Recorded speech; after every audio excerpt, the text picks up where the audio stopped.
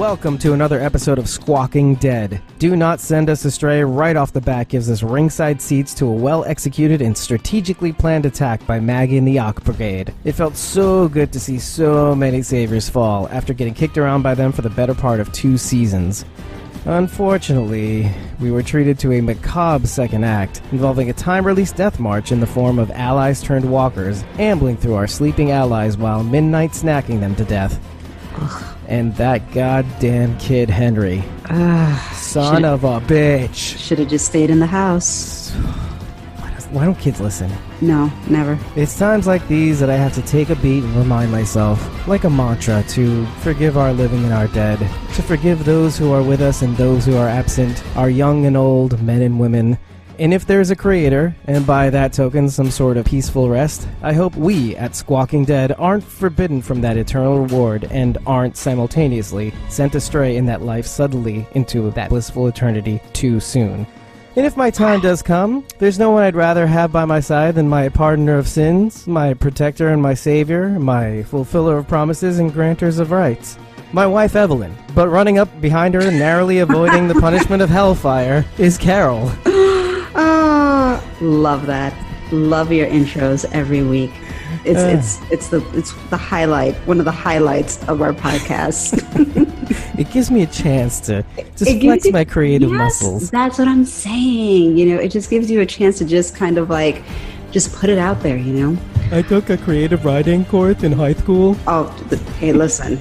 Don't get me started on creative writing. I'll take any opportunity I can get. I should give you more opportunities. That would actually turn this flip right on its head. I get those opportunities at work all the time. Oh, really? Oh, I am the go-to for email drafting and email like reviews. It's like, can you read this? Can you draft something? And hey, I'll do it. Yeah, meanwhile, I'm the guy that writes emails that no matter how hard I try are just way too long. They should just call me TLDR Cameo. So that's what it should be called. It's a fine balance. It is a fine line between being too curt and too wordy. It's like you have to strike that in between. Yeah, and you know what? Our culture's gotten so much more visual. Like, I have to bold and underline things. Yeah, I do that all the time. Bold, you have to kind of make it visually stimulating, or else people just kind of gloss over it and are like, whatever. I used my first emoji in an email last week. I refuse to do that. I feel even weird. Like, we have in the office, like, Microsoft Link, you know, the instant messaging sort of like inter-office kind of thing going on. Oh, yeah. And you can have like emojis. And even that sometimes I feel weird about, because I'm like, you know, I'm damn near 40. So it's like, it feels like among friends, whatever. But like in an inter-office, you know, communication setting, I feel kind of like weird. Unless like we're like that. We got it like that, you know? I don't know. You've never used Slack before.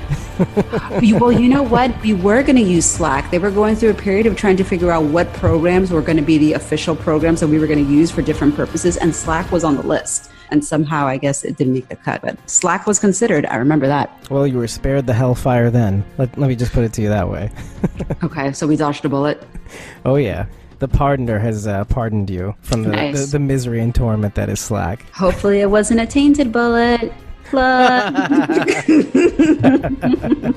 Whether or not it was, you dodged it. So that's good for you. I dodged it. That's what matters, yes. So this was quite the episode, although I will say, and this was my first day back at work since I had my injury. So they didn't have to amputate. No, luckily they did not have to amputate. I did not have to have my hand amputated yet. Thank God. But it's very interesting because I had a couple of coworkers that are diehard Walking Dead fans. And so they come to me as like their guru, like in the office. So, and they want to commiserate and discuss theories and things like that. And one of them was just livid about the fact that his DVR recorded what he thought was a 2-hour epic Walking Dead episode with this epic battle of the hilltop, only to find out that it was an hour. The battle itself was about half an hour. And like the last hour was a new show called Terror. He was livid. And I understood. Wow. Talk about great expectations. Yeah. And you know what the thing is? AMC knew what they were doing. First of all, on the DVR, it did I didn't even think about it because I already knew and had heard that they were going to sandwich it right after Walking Dead. But I didn't know that on your TV guide, it shows up as like Walking Dead for 2 hours. And the way they hyped it as like the epic battle at the hilltop, you'd believe like, oh, well, maybe it is a 2-hour episode because here's the big battle. The Savior show up at the hilltop. No. No, not like the Battle of Gettysburg or something. No. It's for real. I tried to play The Terror on demand so that I could get the Walking Dead sneak peek for next week. But it's not even up yet on demand. My provider's on demand. It's not even on. It's not even on AMC. It's not even available on AMC's too, by the way. No, because it just aired literally, so they probably don't even have it up on demand yet. Usually there's a bit of a lag. Usually, from what depends on the show, but sometimes there could be a lag of a couple of days or something. Honestly, I just went online and found somebody who recorded it. I was like, I'm not succumbing to AMC's manipulation tactics. I'm not doing it. It was actually on AMC's website too, by the way. So. Oh, really? Yeah. Yep. You didn't have to download it. I didn't download it. Somebody just pirated the sneak peek. Right. I found somebody who pirated it, and I was like, "This is good." That's even better. Like you found somebody that pirated it, and then you downloaded it off of them. Fast. That's hilarious. I was like, no. Eddie was like, my husband Eddie was like laughing at me because I was like, no, I'm not, because he actually tried to watch Terror. He's like, well, I'll try watching it. I'm like, no, I'm not going to fall for this. I watched it. Did you? I actually really enjoyed it because I love Ridley Scott. I love Ridley Scott. I love Jared Harris. He was on Mad Men, and he was amazing on Mad Men. And Tobias Menzies. He's just such a good. Sorry. No, I mean, and that's the thing. I have nothing against the show itself. It was just the way that they tried to do it. It's sort of it's a little deceptive. Oh yeah, it's you amazing ratings actually. It's you didn't watch it on principle, right? On principle, exactly. Exactly. I won't do things just out of spite. It really did set the table for some really frightening stuff. It sounded intriguing in terms of the plot. I think also the thing is that Walking Dead is such a heavy show, and The Terror is also, from what it seems like, a pretty heavy show that I need to be in the right mental state and also be really paying attention to. And especially if it's new actors, it's new storyline, but I'm looking at it right now and it's gotten really strong reviews. Rotten Tomatoes and IMDb. Well, they have some really good heavy hitters like Jared Harris and let me see, was it Kieran Hines? Yes. Who was also in Game of Thrones. Oh, okay. Oh, he was in Rome, I think. This guy's insane. He's an insane actor. I mean, 3 of these guys, Tobias Menzies, Kieran Hines, and Jared Harris. These guys are just powerhouse actors. How do you get these 3 crazy actors on one show? AMC's really doing it. I mean, AMC is really trying also, just because gone are the days where it was Walking Dead, Mad Men, Breaking Bad, and they just had all these boom, boom, boom, shows. Mad Men was AMC too? Yeah, Mad Men. I was the biggest Mad Men fan. Mad Men was my show, and that was AMC too. They're just killing it. Yeah, they are. So Breaking Bad, right? Am I Breaking wrong? Bad was AMC too. Yeah. So they've had some really, really good scripted shows, really good shows that had really amazing writing. Yeah, and original. Original. Writing. Yeah, exactly. And they were amazing. Very unique. I mean, obviously Walking Dead is its own entity, and Breaking Bad was very different. Mad Men was completely different. Really amazing storylines and really good writing across the board. So AMC has a good eye in picking up good stories. But yeah, at a pure principle, I was like, I'm not watching this right now. You know what's funny? AMC's tagline should be, AMC, we're killing it. And then at the end. Oh my God. I know. They're going to ride that horse till they can't anymore. Right. Because Walking Dead is their cash cow right now. Till the hooves fall off. Mm-hmm. And then it'll keep riding because it's a walker horse. I know. They're going to keep riding that horse no matter what. With a pale rider. Oh, God. So now that we've talked about AMC. Speaking of dead things and ghosts, by the way, let's talk about the very good call. What's interesting is that we were just talking about ghosts in our last episode, or ghosts or visions or whatnot, hallucinations. Yes. And boom, right from the beginning, you've got right Gavin talking to Morgan. Yeah, I don't know what I think about what he was saying. I'm not quite sure what it all means. The whole, you know what it is, you were supposed to. I mean, he's tormenting Morgan with that, or he's tormenting himself. Right. Yeah, that's the problem when we start doing a show just after. We don't have time to like let it simmer like we do later on in the week, and I'm trying to kill myself trying to edit. Yeah, we can't be doing that anymore. The closest approximation to what I think it might be is, I think he's just having a systems failure. I think so. I mean, I just kind of attribute it to like, okay, this is going to be the segue into him leaving here and going to Fear, because he's just going to be like, that's it. I can't do this anymore. I need to just go. And he just basically walks off and joins the Fear cast. Let me elaborate on the systems failure thing. It's more like, I think he's having a hard time of him not clearing. I think that Henry took over is giving him a hard time, because I think deep down I don't think he wants Henry to have to take on that mantle. And you see in this episode, and we'll get to it, but Henry is kind of threatening to be that person. Right. And I think Morgan is having a really hard time knowing that he passed that madness on to, perhaps passing on that madness on to Henry. And after having trained him with the stick. Especially since when he was trained on the stick, he was not trained to sharpen the end. He wasn't trained to actually kill. He was trained in Aikido to use his opponent's force against them to disable them in self-defense. Yep. But this killing thing, that's a new thing for him. Well, not a new thing, but using this technique, using these gifts. Yeah. It's tough. And then it specifically starts with that. Having his kill taken away from him, his clearing. Right. That is causing a huge schism in him. Like, it was supposed to be you, and yet it was taken away from you. And yet you're indoctrinating this kid, and yet you don't want that to happen to him because you're suffering so much. So that's the closest I can get to the tug of war that's going on in Morgan's head right now. Yeah, I could see that, especially the whole you were supposed to. Maybe it's like he was supposed to be the one to do it, not to let this kid kind of like follow suit in his footsteps and fall into the same trope. So. Right, and maybe that's the thing. Maybe he thinks of himself as this is his thing. That his duty is supposed to be to kill. He's the one who's supposed to, like, destroy the saviors until they're all done. Maybe that's what he's thinking. And instead, it's this kid, Also, how do you feel about seeing Gavin again, even as an apparition? It was a little odd. It was a little jarring. For me, I was like, Gavin? Okay, of all people. I mean, I understand if it's supposed to be the idea of like, you know, you were supposed to be the one to do this and not let it fall on Henry to kind of like take up that burden, then okay, I get it why it would be Gavin that he sees. I felt oddly good. Like, it was kind of, hey, Gavin, it's nice to see you, buddy. What's going on? Nice. He's like all dressed in white, you know, aside from the wound in his neck. Right, aside from that. It's kind of like, hey, you look good, man. You look okay, man. Spiffed up, you know, aside from the gash in your neck. You look great. Yeah, I don't know, I just felt that way. I just felt like, oh, it's good to see you, buddy. You're not off the show yet. So it's like, yeah, you're not kicked off yet. There you go. You got another appearance. Squeezing out a couple of lines from you. There you go. Hey, he got paid for that. Money. It's a charity. Lines are lines. So we're taken from that straight to Sadiq. Poor guy. What was up with this chick? Like, honestly, like I was watching the scene and I was like, I'm not understanding where her anger is coming from. It just seemed like unnecessary, like hazing. And I'm like, look, it's a post-apocalyptic world and we're in wartime. Take whatever help you can get. And rather than worry about damn blankets, utilize this guy. Get off your high horse. So I wasn't necessarily disappointed when Tobin got her later, but I'm just saying. Whoa. I was like, well, what did you get?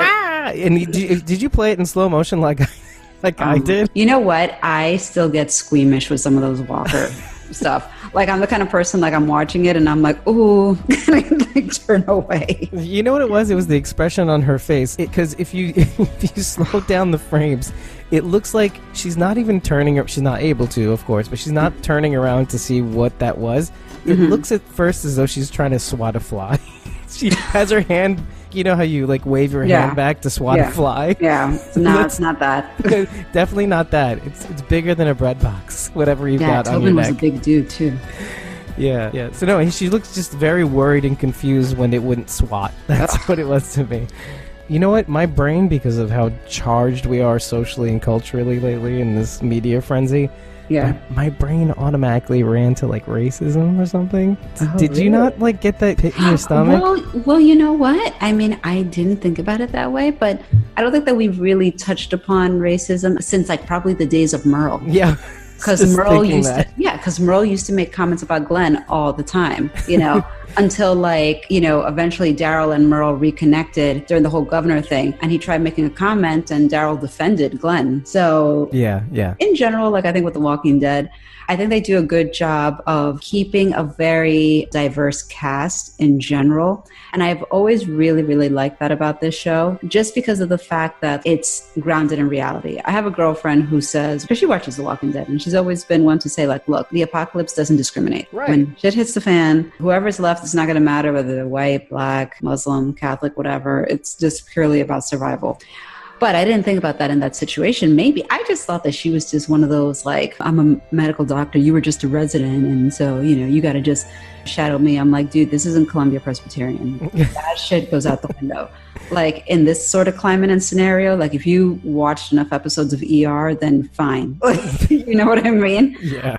You are not going to get picky in this situation. Right. That's the other thing that I was trying to figure out, was whether or not she was a doctor, because the only thing that confused me about that was because I was very confused about it at first too, and then I saw some people commenting that she was the Kingdom's doctor. It's that the Kingdom had a doctor, and that Dr. Carson was the Hilltop's doctor, obviously before the Saviors took him and brought him to the sanctuary to replace his brother, the other Dr. Carson. What if they were all like siblings? No, I'm kidding. I don't know.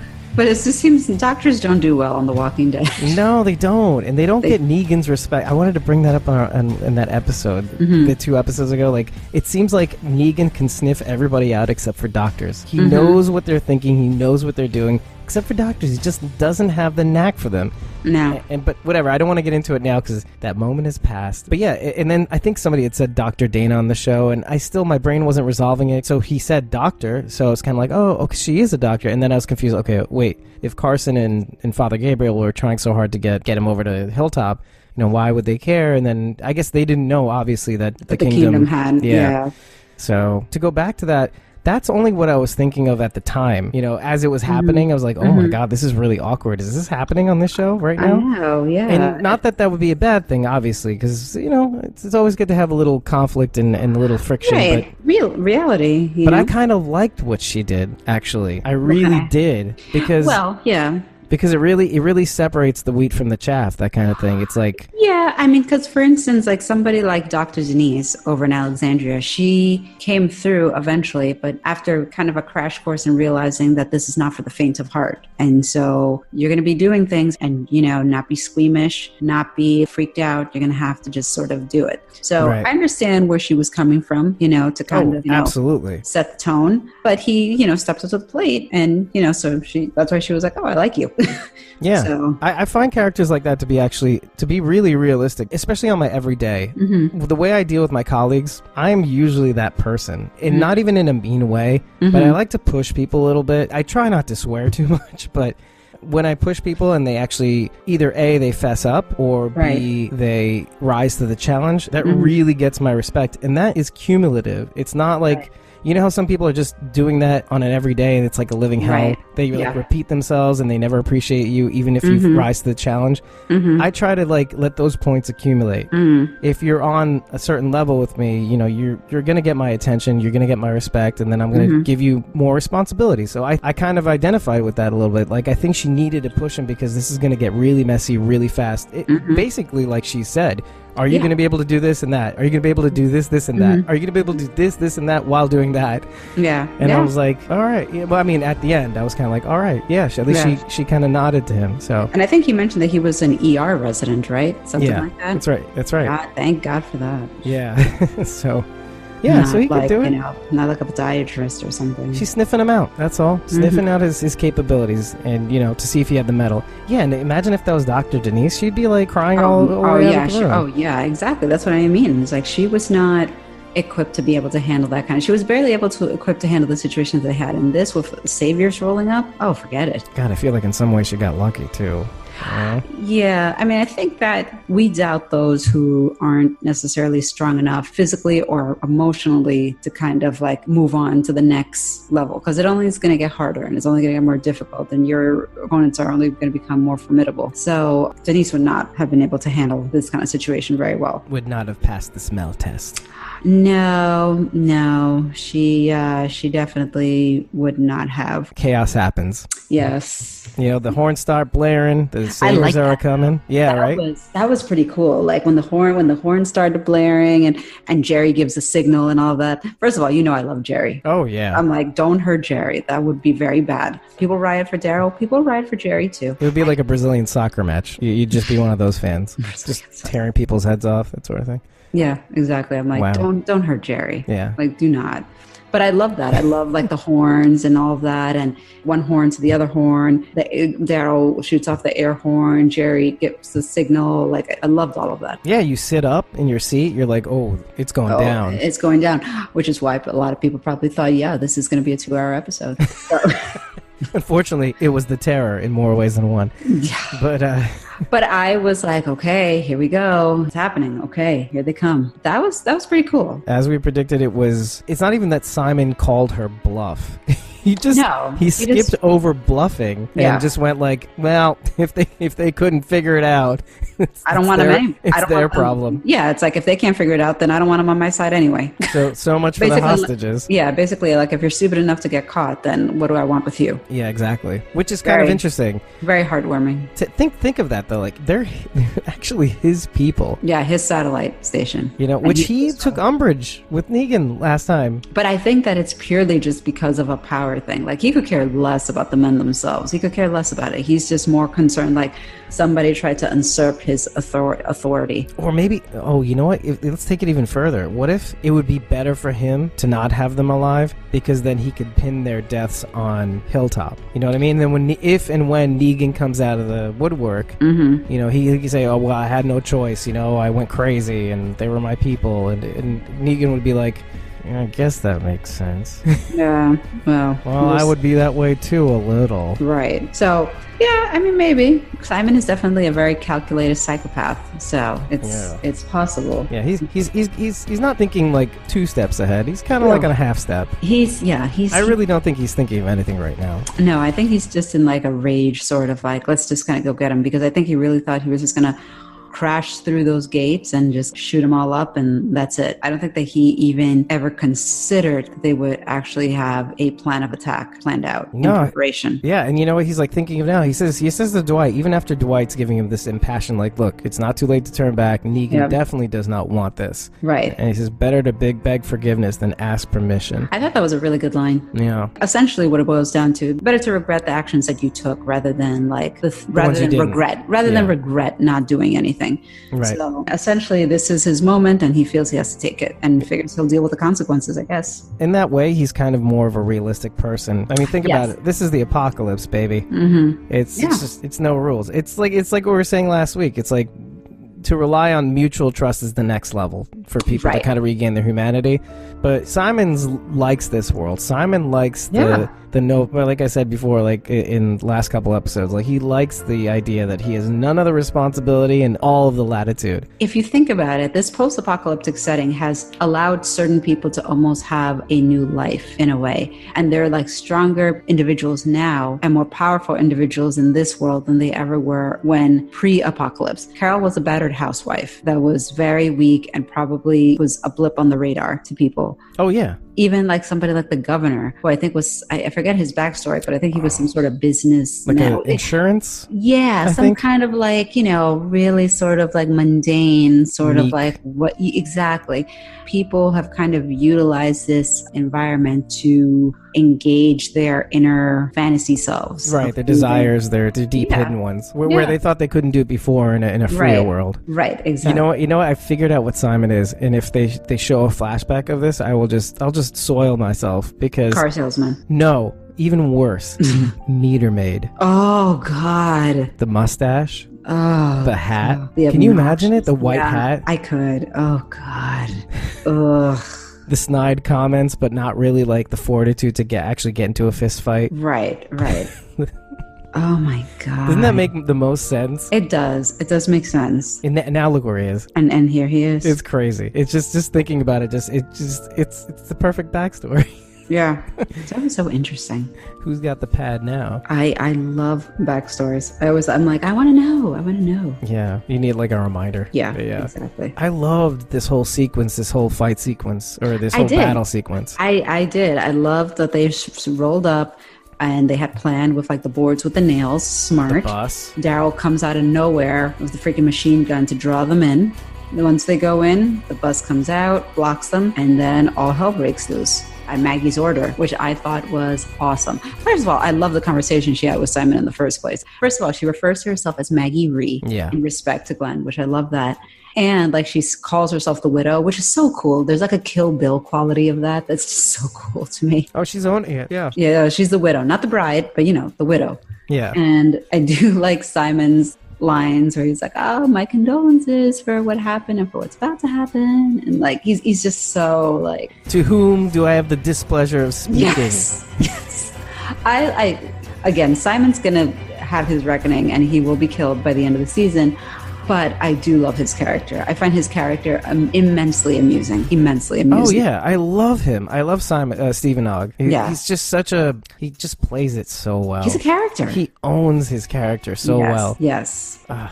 He's such a weirdo, and I love that. Yeah. He's good at being weird. He's the kind of guy that steps in a puddle and then realizes this is kind of fun. Let me just keep stomping around this puddle. That's Simon. That's Stephen Ogg. Yeah. Stephen Ogg. Oh, actually, speaking of, okay, so throughout this fight scene, I noticed one thing is that he does Negan's whistle, right? Yes, he does. In this awkward scenario where they're kind of just walking out blindly into that was kind of funny. They were like tiptoe. Like, but did you notice one more thing? Like, I know I've seen him in this jacket before, but he's wearing like the leather jacket. He's doing Negan's whistle, and I'm like, yeah, because whenever Negan shows, Negan always wears his leather jacket, right? But when Negan is going to go and make like a presentation, like I set an example, he wears the leather jacket and the red scarf. That's when he's making. That's when it's a special occasion. It's a low rent Negan.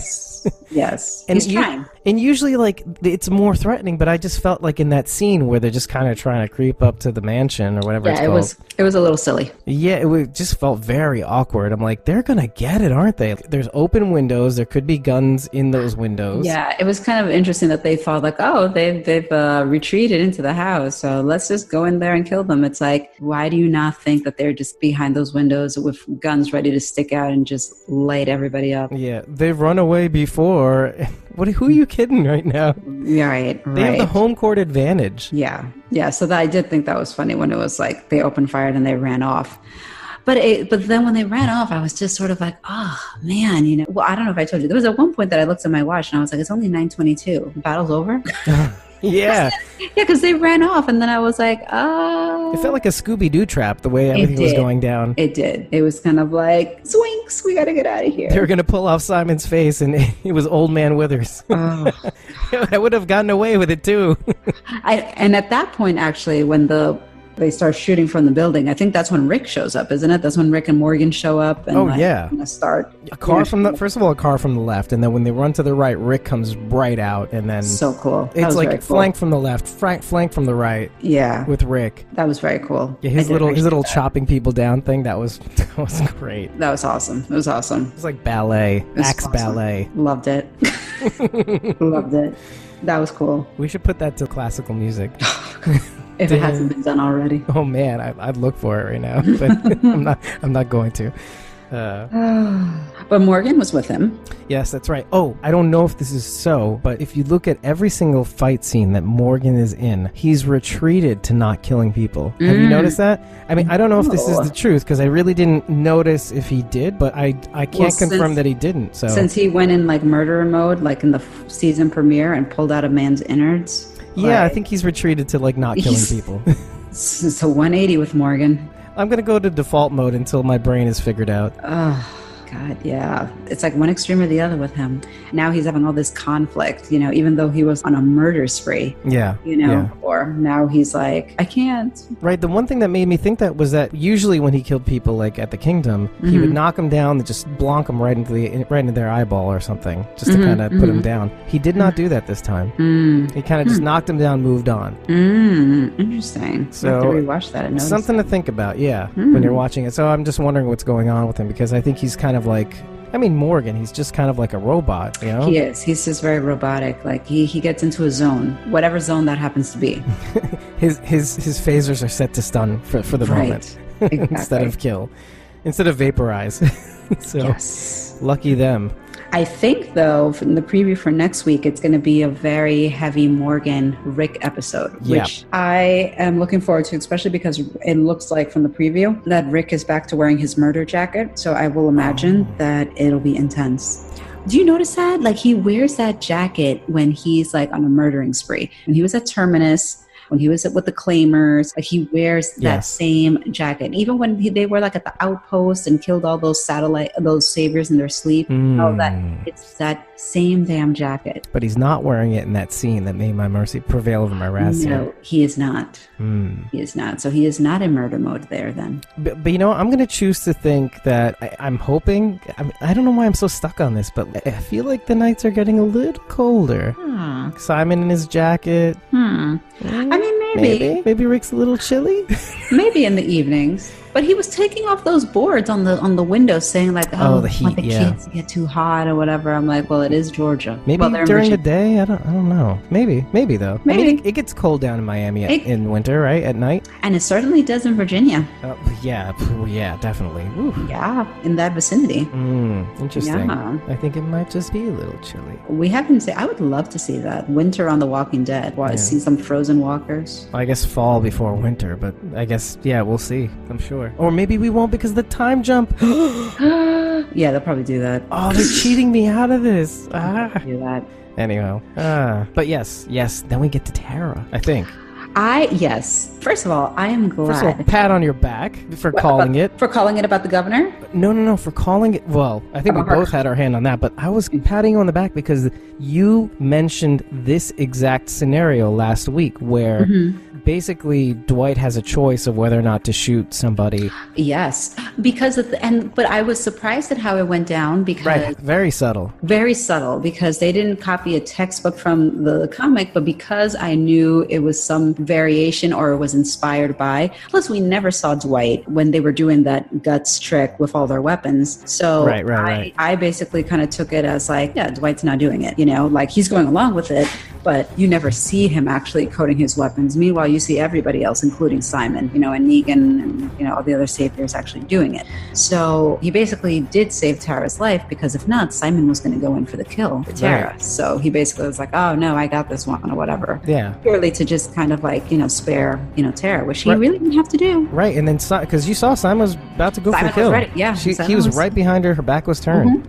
I'm just so pleased as punch that you mentioned it. You weren't even going to mention it. You're like, oh, the situation that happens in the comics. Dwight is supposed to make a choice. Yeah. And you see him make that choice in an instant in this episode. And I love the fact that you called it. It's just so awesome. I'm glad that they did it also in a way that was unexpected, because I feel like there's an art to adaptation, just like with a movie, like an adapted screenplay or anything like that. You don't have to copy it verbatim. You can be inspired by the source material and adapt it accordingly in a way that makes sense with the story. So I liked how they applied that scenario that Dwight was in the comics and just kind of applied it to a similar circumstances, slightly different scenario. Right. But with the same goal of protecting this person. Disabling them rather than, it's like the lesser of many evils. The lesser of many evils, basically. Because then it basically spared it. Like, he didn't have to go in for the kill. No. He basically, spared Tara death because, as far as Simon was concerned, Dwight's got it. Yeah. And, between Daryl screaming out, I think Simon probably didn't feel the need to go for it. I do think that they could have did a close-up of Dwight's eyes or something, to note the conundrum. I think so too. I think that they could have gone a little better to kind of show Dwight's conflict and making that decision. I think that would have been. They did a little, but not. I don't think it was enough. No, they didn't do it enough. They could have done that a little bit more. I understand you don't want to force it down people's throat, but it's they could have done a little bit more to kind of show the conflict and ultimately him having to kind of keep up this act in front of Simon, because obviously he doesn't want Simon to know that he's in cahoots with the enemy. So he has to keep up appearances, but at the same time he doesn't want these people hurt or killed. Right. But you know what? I'm choosing to let that go because maybe the show is trying to focus more on the consequences or on on other things aside from that conflict. Like maybe it's more about the outcome. You know, so you know what? Let's leave that aside. Let's leave Dwight, and maybe they're just trying to do it also to leave a little mystery in for Dwight, like where he's going to go next, because. Truly, we have our suspicions, you know, based on some evidence, but I mean, we don't really know. And maybe we're like 90% sure that we do know, but I think they still want to kind of leave a little room open for the possibility of him still being an asshole. Yeah, I think so. I think they don't want to necessarily kind of make it seem like, no, he turned over a new leaf. I think that they want to always kind of make it seem like, you never know. Yeah, well, this world's brutal. And it's like Tara said, too, and maybe we'll get into it a little more later, but karma's a bitch. Yeah. Dwight I think he is carving his own path finally. It's something we mentioned at the end of last episode. I think this is his moment. He's got to figure it out. He's got to work his way through instead of cowering like he has no choice. I think so. Yep. Yeah. Oh, what did you think about Rick almost hatcheting Sadiq in the field? I know. I was just like, whoa, dude, calm down, Rick. I understand you're in full attack mode, but although Sadiq also was kind of just like on the battlefield, essentially. Yeah. So I'm like, dude, you better like grab that guy and bring him inside, you know, take that soldier and bring him in because you don't want to be out here. I guess he was too inspired by that pep talk from Dr. Dana. Yeah, he was kind of acting right then and there. Yeah, we're going to do this right. We're going to get on the field. And he was actually killing people too, I think, no? He was at one point he was like killing walkers, so. Oh, later on, yeah. Yeah. But helping out Tobin. Ugh. Yes. It's so sad, the whole Tobin situation, because he's kind of been like a bit of the butt of the internet in terms of jokes. Oh, no. Because people are always like, so what happened to Tobin? What's going on with Tobin? Because Tobin's like always pops up, like he's just kind of there, like in the background. Like Alexandrians could go through an attack and people die. Tobin's still around. He's a big goddamn dude, though. He's a big dude. He's clearly capable. He's clearly very talking about. But you know what I mean. It's just a joke. Yeah, says the neckbeards, you know. So yeah, let's see if you can handle the 6'5" Tobin in a fight. Yeah. Well, poor Tobin though. Like, I mean, Carol pulled out his heart and kicked it against the wall. You know. Yeah, but then kind of brought it right back into his chest a little. Yeah, in her own way. Yeah, by saying like, if I was kind of hoping I could fall into that life. Right. Which is kind of sweet. It's not you, it's my hang-ups, it's my issues, you know, that don't allow me to be able to accept your love. And I think he gets it too, though. Like, he lets her be who she's going to be. Yeah, I think he accepts it. You know, I'm glad that he has some closure before, you know, shit hits the fan. So yeah. I'm glad he was able to get that. I think part of him just wanted to impart a sense of optimism in her, though, because of the last things that he says to her. The whole thing about fighting is so that we can stop fighting, and Carol's just not ready for that. She's like, there's always going to be a fight. Yeah, she basically feels like, you know, we fight just for like another day, and then there'll be another battle that we have to fight. Like, it's always going to be a fight. So who do you think is right, though? That's the question. I think it's just different philosophies. I could say right now, like, life is an eternal struggle. Yeah, that's true. There's always going to be a struggle. It doesn't have to be or I could full-scale assault. So. You know, she looks at it as like, well, we're going to keep fighting always and forever. It's always going to be like this. It's never going to get any better. Yeah, there's a little bit of a Bhagavad Gita sort of philosophy in that. It's like, we choose our suffering. You know, you could choose conflict. You could choose this. You could choose not to fight. Like Morgan, what? No. You can choose, not to kill. But yeah, in the end, it's you choose suffering. This is what you're doing. This is what you are, and be okay and be at peace with it. Or you can choose that all the fighting and conflict is going to cause you the suffering. Like, you can choose. It's not even just about the act. It's about how you react to that act. But Carol does not seem very at peace with her own musings. Let's just put it that way. Yeah, Carol's still... Her own conclusions, let's say. She's just not at peace with that, no matter what. Carol's very much in conflict within herself when it comes to that, for sure. Right. So, yeah, there is that part of her that wants to be able to have a life. But at the end of the day, she's kind of convinced that that's not to be. That's just our lives. It's one battle at a time. We get to live another day. That's important because of what and we'll get into it, but what we see in the sneak peeks. I do really think that she has hit a wall when it comes to being able to fight, let's say. It's going to be a very important question for her until the end of the season, maybe beyond. Who knows? Yeah. I'm hoping not, but ugh. You never know. Let's talk about Tara for a little bit, because she kind of does a complete 180. Yeah, I mean, it is a complete 180. And I feel like sometimes that's like a big qualm that I have with the show, where it's like you have characters that think 100% like this, and then something happens and they're like 100% the other way. I'm like, really? Like, you were able to just kind of turn it around like that? Yeah, in Tara's case, like she was driving me up the wall with her like attitude towards Dwight. I was just like, to the point that when she got hit with the arrow, I was like, good. But then I realized, oh my God. Good, that's what you get. Yeah, Eddie and I were both like, oh, I hope Tara gets it tonight. And so I kept thinking it was going to happen, and then she did get hit by an arrow. But then I realized the scenario, and I was like, no, Tara's fine. Damn. Oh man, it got her clipped her in the shoulder. I was like, and that's a clean arrow. She's fine, but this is what we're talking about.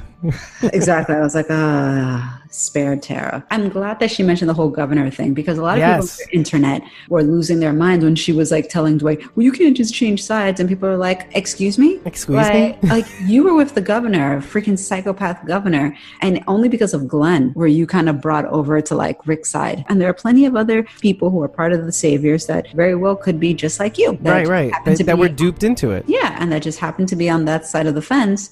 Not because they're bloodthirsty, whatever. It's because it's just where you happen to be. It's where you happen to be, and it's where you happen to land, and not because you are like in agreement with their philosophy and way of doing things. Yeah, and look at even Al, by the way, which I have to keep calling him Al, the guy that we called Philip. It's like Alden or something. Is that his name? Well, I don't know what his full name is, but they call him Al. They call him Al. You can call me Al. But yeah, I love it. Yeah, speaking of that, no, I'm kidding. But but look at Al himself. Al is just another Tara. Yeah, a less conflicted, more wise Tara. And it should be noted that there were other Saviors that also elected to stay behind, and were just kind of trying to close up the gate to keep the Walkers out. Oh, that's amazing. So there were some Saviors that were like, screw this. They're not interested in us and our well-being. So why are we going to protect Saviors? Why are we going to go back to that? They almost literally threw them under the bus. Yeah. The school bus. Seriously. So they're like, whatever. So it's never too late to switch sides, so to speak, or to change your mind. So I'm glad that Tara kind of owned up. Yeah, and she even mentions Glenn. If it wasn't for Glenn taking a chance on me. Yeah. I was like, thank you. It needed to be said. Yeah.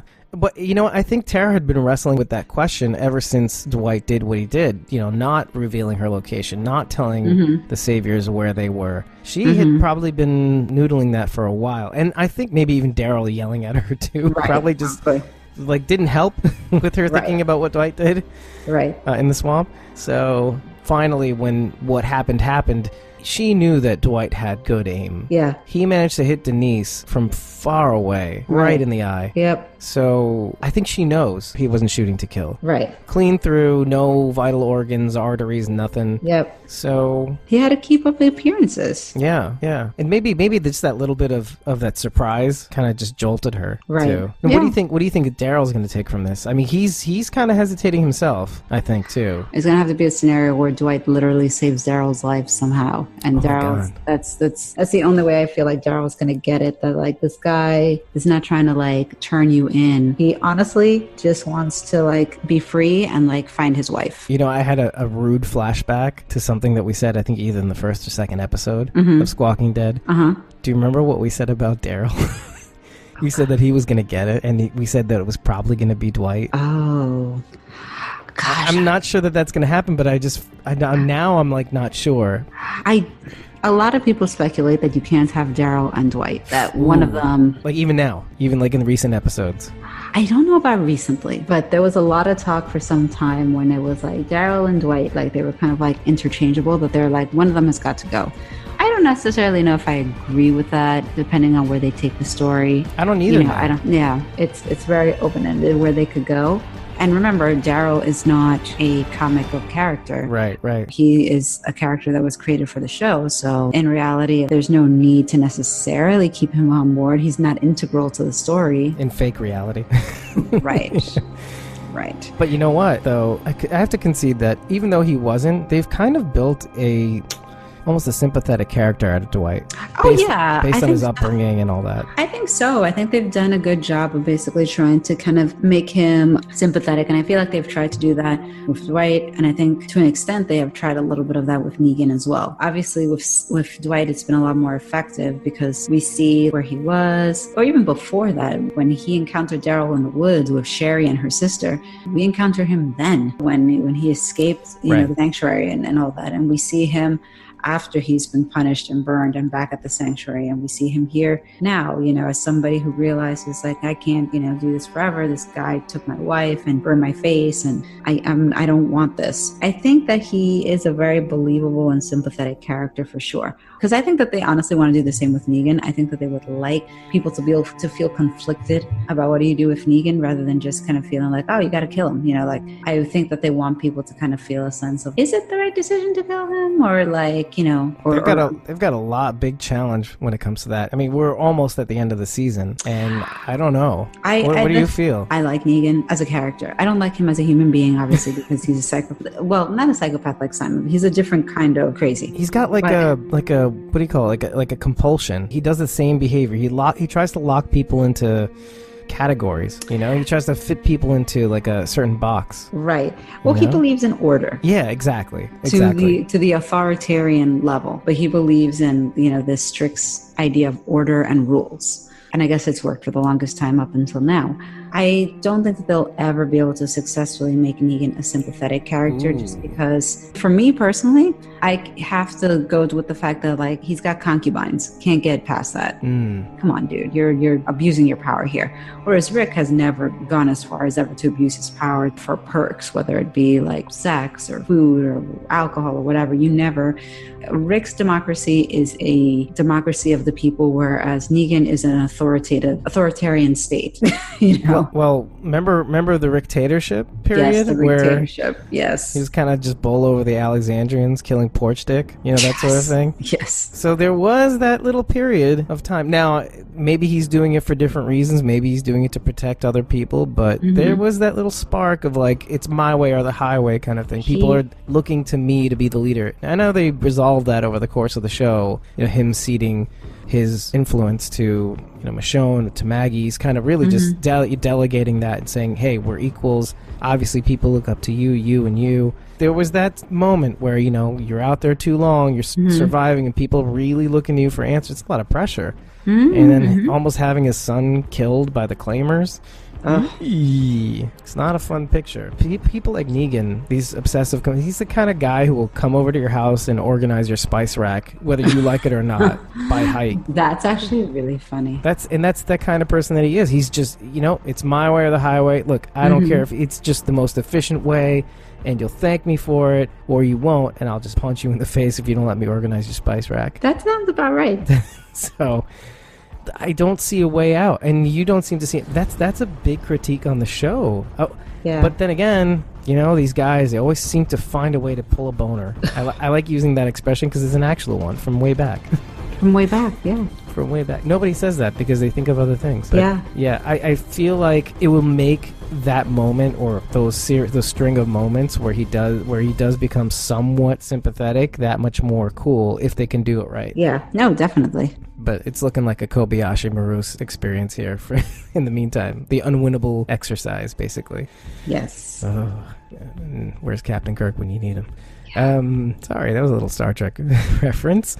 We really ought to talk about Maggie right now. Maggie's leadership. She's had a couple of people rave about her leadership. Yeah, yes, that's true.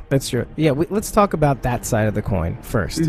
Because getting that out of the way, she has it on lock. I don't even think she knows, and actually I know that she doesn't really know how good a leader she is, for sure. Right, yeah. But she is killing it. This whole plan of hers that she strung together, very well thought out, trying to take care of her people.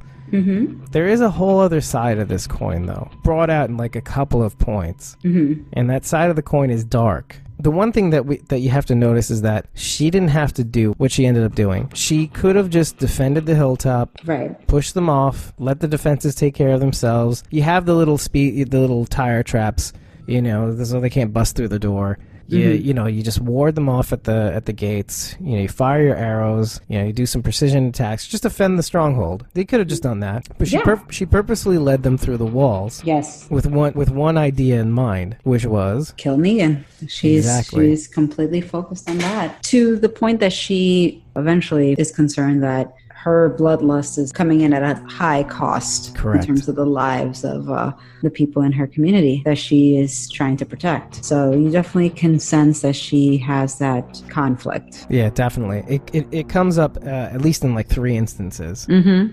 So the first one is obviously right after the conflict. There's a bunch of deaths that they have to account for, and the saviors run away. That was the first instance. Right. The second instance is when she's talking to one of the Hilltop guys. In the house, right? Exactly. And the Hilltop guy basically says Gregory only cared about himself. And it was kind of like a double-edged compliment. At the same time, it did make her pause because she had already mentioned something about when they were burying some of the people, all the losses that they had. Yeah. And that was the thing. When she said, you care about us, it made her pause a little bit. Not in like a smiley kind of way, but like in a kind of like, did I though?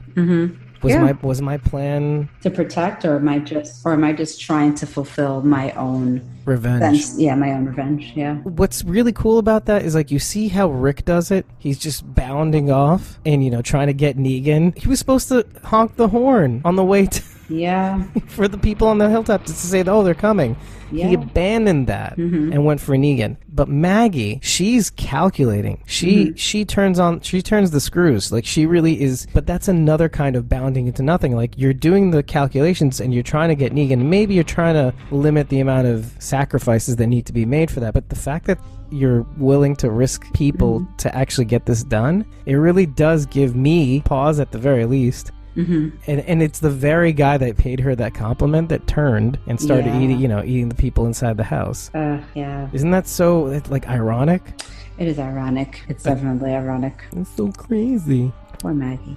Yeah, and then obviously the third point is when she's burying more of her people after that attack. Yes. Do you know who that person was? The person that is complimenting her and keeping everybody safe and everything? You really are a good leader. Diane? Yeah, but it really came to a head when she explained it to her. How? Yes. Where her motivation is coming from. Yeah, she didn't have to either, by the way.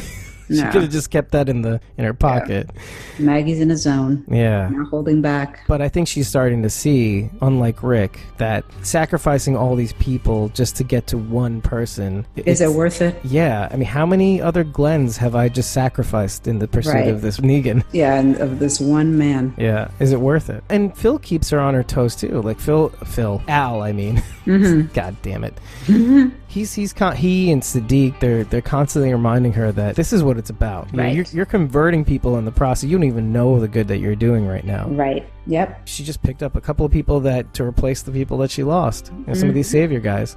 Yep. Which kind of brings us to Al. Oh, Al. Trying to make moves on Maggie. Putting the moves on Maggie. Yeah. Yeah, they're going to be together. Not really like putting the moves, but like he's saying all the right things. I've been in that situation, especially at work, where you may have like somebody who's single and you're just kind of minding your own business, but you can hear them talking to somebody else. And even though they're not saying anything that's risque, like you can tell that they're testing the waters. Yeah, I don't know if Maggie's putting off that vibe, but I think... I think Al... I think Al's definitely trying to put that out there. That's what I'm saying. I don't even have to see it. Just by kind of hearing it, I can tell that on their part, they're trying. And in this case, it is Al trying. Well, it's peacock feathers. That's what I like to put it. Peacock feathers. I'm just showing you my plumage. Yep. Nothing. There you go. Not trying to actively seduce you. This is just this is the way I am. Here's my plumage. Exactly. He's not trying to actively do anything. He's just kind of putting himself out there. Yeah. Yeah, I think so. It's like you said. I don't think he's intentionally trying to do it. But I think it's working. I think it will work, kind of, sort of. Yeah. Although I wouldn't be mad if she decided to go for Sadiq. I don't know. I think I'm. But he might be gay, as we pointed out. I don't think Sadiq is. I think Aaron and Jesus will be together. Okay. I think they should. I think Jerry and Sadiq, I'm still kind of in that boat. Oh. I think...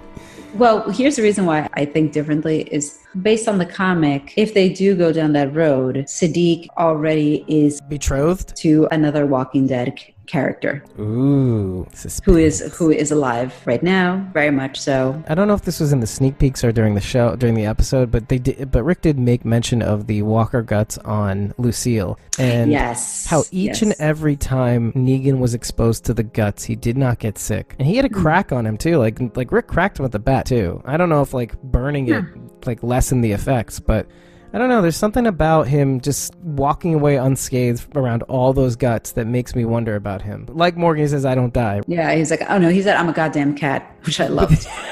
Love that. I told you, somebody like said that they want a t-shirt that says, I'm a goddamn cat, plain on a white shirt, no contacts, nothing.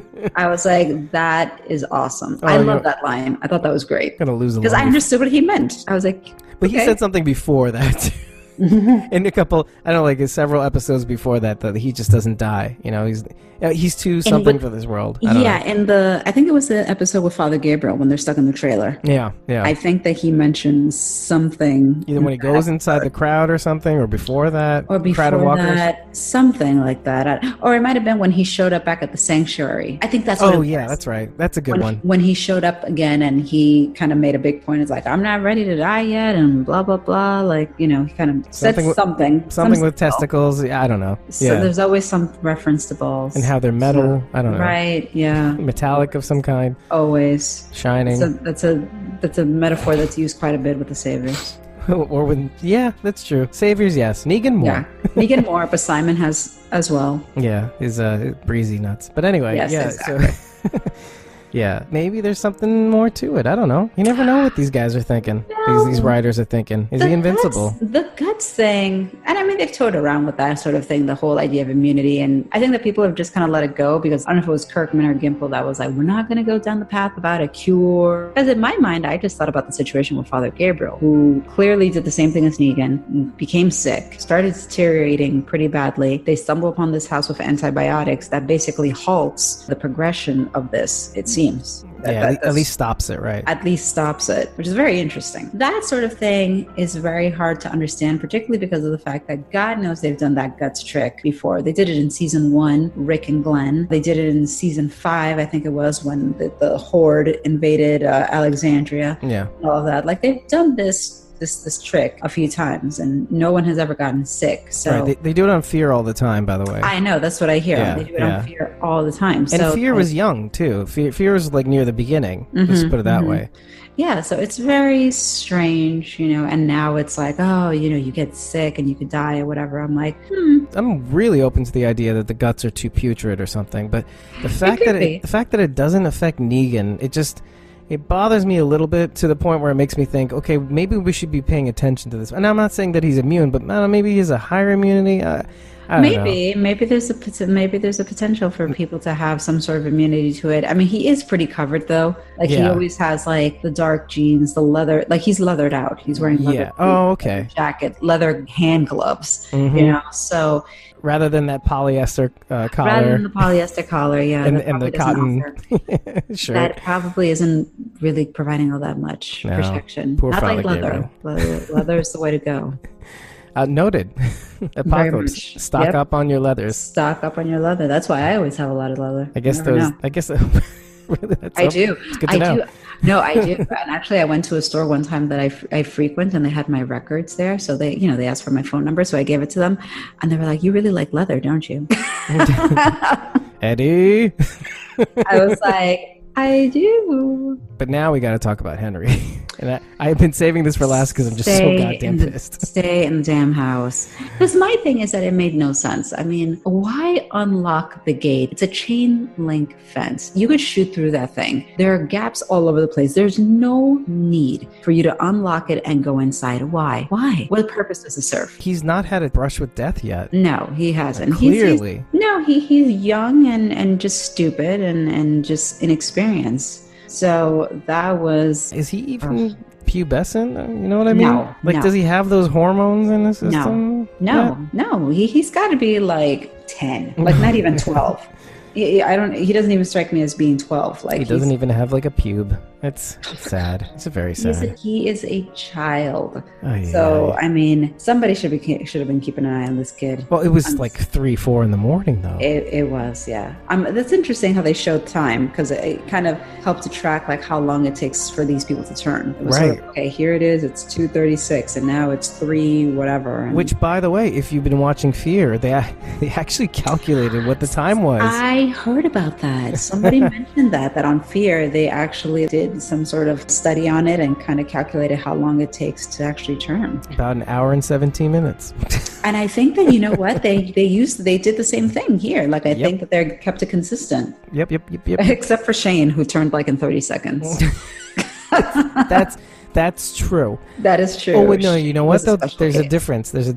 These people were bitten. Shane died. There's a little bit of a difference. You know what? That is a very excellent point, because Shane was directly killed. These people were bitten, and you have to wait for it to take effect. So yeah. That makes sense. I mean, they weren't even bitten, which is even weirder. No, exactly. They were just infected, and now it took time for the infection to run its course. Ooh, doggy. Yeah. God, the science behind zombie bites. Yeah. If Henry would have just done what he was supposed to do, would the walker attack from within the gates of the hilltop have been as bad? He was supposed to protect the people in the atrium. That's what Ezekiel had told him. He's like, protect the people inside. Granted, they were back and they were there, but and safe and whatever. He, at the very least, could have taken that assault rifle and put down some of these walkers before they attacked all these people. So, or even just with a stick. I mean, really, or just with the stick too. Either way, it's like, get these walkers. Here we go. I mean, I'm not firm in that idea, but like, I think it would have been minimized. He would have been far more useful than what he was doing, which was just adding further complications. Which I hope they bring up again, because I think so. If he was just there, he would have stopped that attack. Mm-hmm. You're gonna hate me for this. Every time I see dialogue with Gregory, I'm like, man. Oh yeah. It's just, and it's comic. It is comic relief, and it's just so welcome too in this world of just absolute serious. Al, just pipe down. I want to hear Gregory for a minute. Oh my God. And I need a little bit more comic relief. And I do like that, like when they have those moments, like even when Henry was sitting outside the pen staring at them, and the guy was like, "You take the kid somewhere else." He's creeping everybody. Jared, right? Was it Jared? Yeah, it is Jared. Yes. Yeah. The other component to Gregory being slightly comic relief is that in some way you kind of think, I bet he's a nice guy, right? And then, as they're escaping the pen, he does that, like, I don't know what it is. Everything that, what's his name? Xander Berkeley. So subtle, but like that look that he gives him as he's on the floor, as Henry's on the floor being like practically trampled. Mm-hmm. It's just so perfect. And obviously, you dickbag. Yeah. You son of a bitch, self-interested dickbag. That's what makes it so convincing. Is. Like, it's just perfect. That is who he is. I love being toyed by this guy. Yeah. Stop toying with my emotions, Xander Berkeley. He plays his role, and he plays it well. He's like, that emoji 100? That's him when he acts. 100. Yeah. Absolutely. Him and Stephen Ogg. Yeah, 100. The Ogg couple. Yes, exactly. Sorghum pancakes. Anyway, pancakes. Yeah, I know, that's right, the sorghum pancakes. Side note, did you catch when they killed off Sasha? Sasha's last meal was pancakes from Negan. It was kind of like a little nod to Abraham, because Abraham told Glenn when they found out that Maggie was pregnant, when you were mixing the Bisquick and trying to make pancakes. And it's those moments that I miss Abraham. I miss Abraham. Oh, man. So much. When those things come up, I miss Abraham, because he added in terms of comic relief, Abraham had the best lines. Oh, man. Had the best. It was just the best. I mean, Jerry, I love you, but you don't have these lines, man. No, I love Jerry, but it's not like Abraham would say these things that were just so ridiculous, and it was just hilarious. Oh, I miss Abraham. Damn it. Killing me. You're killing me. I'm like coughing up a lung, just all of a sudden laughing. But it's true. And I was like, poor But yeah, it so little Henry Bisquick is where do you think our lovely little silver dollar pancake is? Our ginger pancake. That's a very good question. I don't know where he could have run off to, because the last time we saw, he was basically getting trampled as they're like running out the pen. So I don't know if he actually had the gall to run after them. My feeling is that he did. That's all I can think of. That he's on their heels or something like that. Right. But there's another part of me saying that maybe they took him with them. Maybe the Saviors took him with them. Didn't look like they did, but it didn't look like they did because they just kind of like, unless he went after them and they just kind of like took him in that sense. But in that process, right? In that process, but they didn't seem to kind of like be concerned with him. They were just sort of like, all right, guys, come on. They took his gun and done. Oh gosh. And you know what? As much as I hate him for what he did, there's a part of me that goes, what if this is like another Sophia situation? I thought about that. And then I feel so bad. I would feel horrible for Carol. I would feel horrible because oh my God, you would have that guilt. That's 3 times. Yeah. Technically, yeah, 3 times. Yeah. The second one was a twofer, but still. Oh. Yeah, there was a moment that passed through my head because you know that kid is actually related. You know the girl who played Sophia on the show? It's her brother. That's her brother. Yeah. That is her brother in real life. That's amazing. So I thought to myself for a second, I was like, oh God, I wonder if they're going to go down that road. Oh, that would be sad. Well, especially with what Carol's going through right now. Oh, yes. And let's jump into the sneak peek with that, at least in mind. The Talking Dead sneak peek, I think it is. So basically Zeke is calling out Carol, saying, you don't want to... go after these saviors, go after Henry. And he's like, you told me to fake it till I maked it. And he just basically says, you're just stopped by cowardice. You're just too afraid. You're too afraid to find out the truth. And then it's a bunch of things. I think she's frustrated with Henry. She's really upset that Tobin is gone. Trying to impart this optimism on her. This could be really bad for her. Yeah, Carol's been on the brink the past couple of seasons where she's just kind of teetering. Not all that dissimilar from Morgan, to be honest. Yeah. Which is probably why they get along so well, as much as they have their issues, is that they just kind of have this sort of back and forth conflict of, how do I want to exist in this world? Do I want to be this person? Do I want to be this person? They can't seem to find that middle ground. Right, and to find a place where they can live, right? Right, and to find a place where they've accepted that this is this world and it's going to involve something like this. And that's just the new reality. It's new normal. They're still very much conflicted. So God, with Henry, I don't know. Hopefully he's okay, I hope. I don't know. And I don't know if it's going to be okay. And that's what I'm saying, because the way they've built up this kid, it's either because he's going to be a part of something in the future or because you're trying to milk it when you kill him off in the next couple of episodes that it's going to be impactful. You know what? It begs the question of whether Carol is much longer for this world. Yeah, you know what? It really would be sad, but I honestly thought when she was struggling with Tobin that I thought for a moment that she was just going to succumb to being consumed by him. I really had a moment where allow it, right? Allow it, exactly. Stop fighting it. Spoiler alert. Oh. In the comics, Carol is a very different person than she is on the show. The background story is the same, battered housewife, that sort of stuff. But Carol kind of falls apart and is not very emotionally and mentally strong for this world, and she kind of kills herself via Walker. She basically allows it to happen. She doesn't kill herself directly, but she allows this to happen rather than to stop it. So for a moment, when she was having this little fight with Tobin, and it was kind of slow motion, sort of, whatever. You had a clutch your pearls moment. I was like, oh man, is she just gonna let it happen and just kind of give up? I was glad she didn't, but I was concerned. I had a moment that I was concerned. I'm kind of glad you told me about that, because in a way maybe this is one of those things where they were going to do it, and maybe this is them telling us that she didn't do it. We have these instances in the show that have happened before. Do you remember when Rick got his hand cut, and we thought for certain, okay, he's got his hand cut with this infected blood and he's going to have to chop off his hand. You were saying last week that his wound, these two people like Michonne and Sadiq trying to clean his wound because it's going to get infected. You thought for sure they'd chop off his hand. I honestly still am not sure what I think about that the whole hand thing. I thought it was his face, though, in this episode. That's the thing. That got cut? Yeah. The thing is that Michonne made a comment and said, about his hand?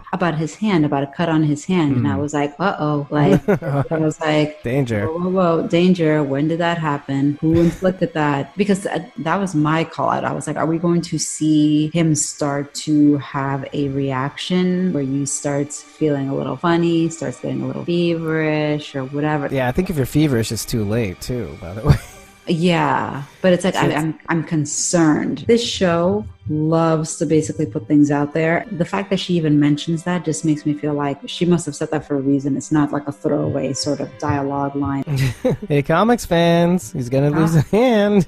Comic fans, we might still cut off his hand. You know what though? I don't think they're gonna go that route. A lot of people don't. Yeah, but I do want to flip back to Rick though. Yes. Because when Sadiq and Michonne are trying to help him out, I just feel like he needs to not stop. I think he needs his wounds open and bleeding. He does not want to be healed. I think he wants to remember the pain so that he can use it to fuel him. I don't think he wants to rest until it's done. I agree. I think so. I think he's on his spree. Like he's focused, man. That's what he's interested in doing. He doesn't want to accept comfort either. No. Sadiq's words. No, he doesn't want to accept that whatsoever. He's not interested in accepting that at all. Yeah. You can tell. Like, he doesn't want to hear it. Yeah. Is he going to be the last one to do it too? Is he going to be the last one to kind of stop? Like, I think it feels like a contest right now between he and Daryl right now. Because I think Maggie's starting to abate, but Daryl and he are they're like a race to oblivion right now. Yeah. I mean, I think that Maggie kind of gets it, like, you can clearly tell at the end of the episode, like, the whole idea of, like, God, at what cost? Right. And you don't want to get so blinded by fury that you will go to any means and put all these people's lives at risk. Yeah, what was it for? Right, like, what is it for? The interesting thing about her is that she's had way more time to grieve, too. And you know what? I'm wondering about the passage of time, too, because are we talking about months or weeks? What, in terms of how much time has passed? Yeah, since Glenn bit it.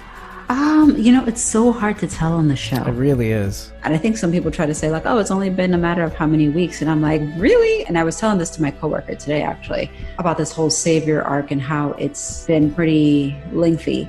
And I kind of put it in perspective, and I said, like, look, when Negan made his arrival in the season finale where he killed somebody and we didn't know who it was, when that episode aired, I was still in New York. It'll be 2 years in May that I've been in Florida, and we are still on the Savior's arc and hasn't been resolved. So from a timing perspective, it feels like Maggie's been pregnant forever. Yeah. But then some people say that, like, well, in actuality, it's only been, like, I don't know how many weeks or months or whatever. I'm like, well. Yeah, because I want to say it's like 2 months. Probably, yeah. On the mid-range, I can easily see how somebody would do the calculation. It would be like, oh, it's only been a month. And I'd be like, wow, that took I think it took a lot more film to shoot than it did the actual timeline.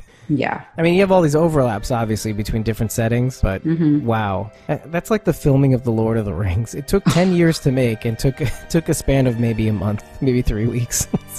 between the Shire and Mount Doom. It's just crazy. It's hard to imagine. That's like a fourth of like a sixth or seventh of somebody's life or something. Ugh. We get another sneak peek. Basically, the Hilltop people, Maggie, Rosita, Daryl, they're saying we're low on ammo. And they're taking a guess and saying that the Saviors are too. However, Rosita kind of chimes in and says, yeah, you know what? That's not true because, they have a bullet maker. And that kind of takes us into that sneak peek montage that we saw where basically they're at the machine shop and they see Eugene through the binoculars. And Rosita basically says, yeah, we don't have to take out the machines, just the man. What do you think about that? I don't think that they'll do it. I don't think so. I don't think so either. I think it's going to be really weird when they encounter him, though. But I do think that it's going to lead us to Eugene having a moment where maybe with the assistance of Father Gabriel kind of realizes his purpose and they find a way to help the resistance by, like I said, either smuggling bullets to Rick and team or making defective blanks.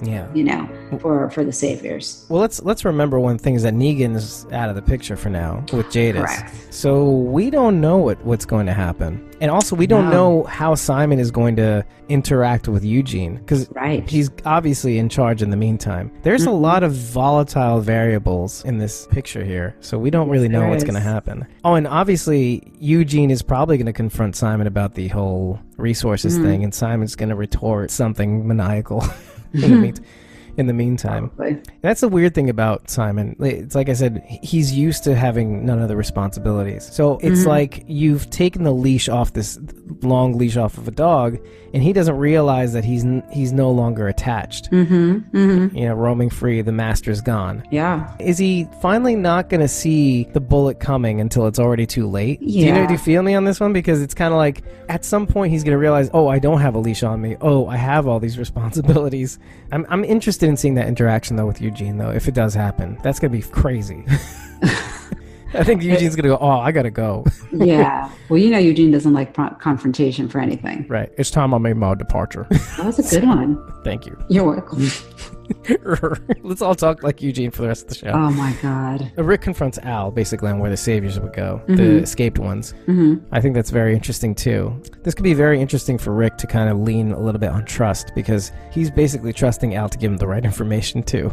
Yeah. I don't know. I'm looking for any gateway for Rick to kind of come back a little bit. It does look like Morgan and Carol are searching for Henry by the end of it. So Ezekiel basically does get to Carol on some level, because you do see them go out and they encounter a herd of walkers at some point somewhere. Yeah. And I think you even mentioned this, is that Rick confronts Morgan and he says, we'll finish it, you and me. Yes. Rick don't know that Morgan's having a systems failure. Yeah. Rick doesn't know that Morgan's having a crisis of conscience. Right. I don't think Morgan's going to be able to kill anymore. He may not. I think he's stuck. You know what it is? I think it's like having like a superpower. I mean, but like an evil one. And like never being able to access it again. Yeah. It's a really good thing, but it's also kind of a really bad thing. I agree. In a weird way. Like he's locked out of that kingdom, let's say, of being able to kill and not die. It's like this weird obsession where you can't access those powers, but at the same time, it's probably the best thing for you, buddy. Yeah.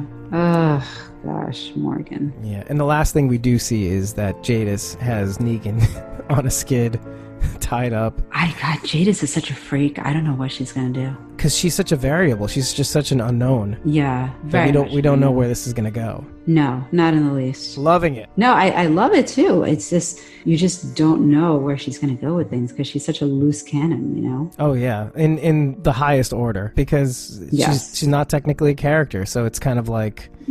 Or maybe she is, and she's just somebody that just hasn't been announced in the comic. But I don't know. But it's the Daryls and the Jadises. I just love these unknowns because it throws something in the mix. I love that Rick hasn't had his hand chopped off. I like the fact that Carol's still around. And you know what?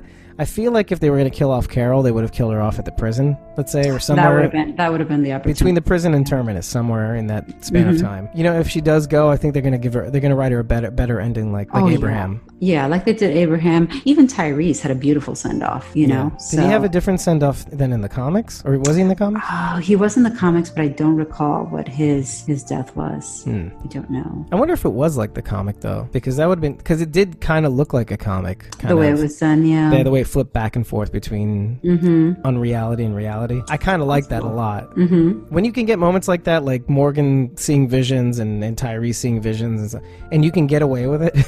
Oh, it's the fever talking. Or Morgan's really batshit crazy. Right.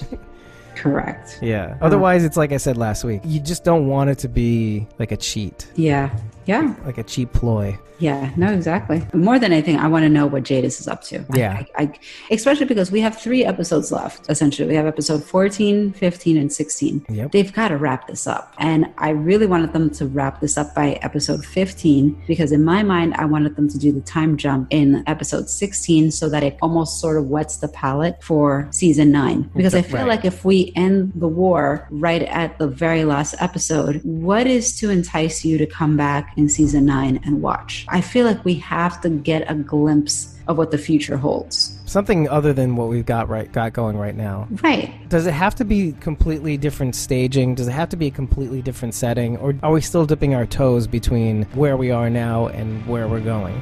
That's a good question, though, I think. We all know Carl had his vision of what he saw, but I want to see what is after the war. What does it look like? Right. What does that life look like, you know? Right. The rebuilding, using that Georgie's book. What gets built? What gets created? I want to see that. And I don't need to necessarily see all of it, but I want to get least a glimpse of that, so that way I'm excited for what season 9 has to show. You know what? It's kind of like Stockholm Syndrome. We've been taken hostage by this world for so long. Right. We got used to the idea that this was it. There's nothing else. There's only survival. Only moving on. Yeah, like what Carol said today, right? It's you live moment by moment. Right. Every battle is just a chance to live another day, maybe a night. Yep. So to kind of go from that to a new paradigm is really, it could be very jarring. Yeah. I just can't imagine after 8 seasons, it's suddenly being like in the 9th season, something completely different. There's got to be some toe dipping or something, or there has to be some sort of transition. But who knows, right? I want to see what that looks like. You know what? I'll tell you one thing. You can't always get what you want, but you just might get what you need. Great song. I think that is a good way to round out this episode. That is an excellent way to round this out. And with that, everybody, have a good one. We'll see you on episode 14 and talk about it next week. Have a good one.